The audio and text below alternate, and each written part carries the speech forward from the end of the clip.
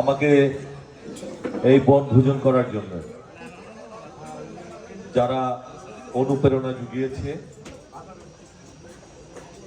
যারা শ্রম দিয়েছে, যাদের প্রচেষ্টায় আজকে এত সুন্দর একটি পিকনিক হলো।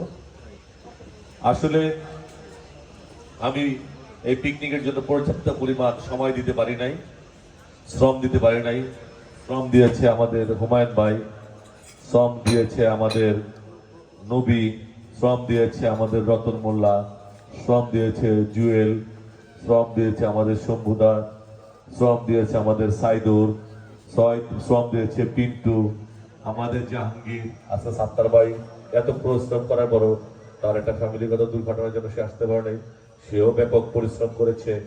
আমাদের উৎসব প্লাজার আশরাফ, আমাদের আর কি ছিল আজম, আমাদের এনায়েত শাহ, হ্যাঁ, আবুল হোসেন ভাই, সবার প্রচেষ্টায় সবার প্রচেষ্টায় সুন্দর একটি বনভোজন হয়ে গেল।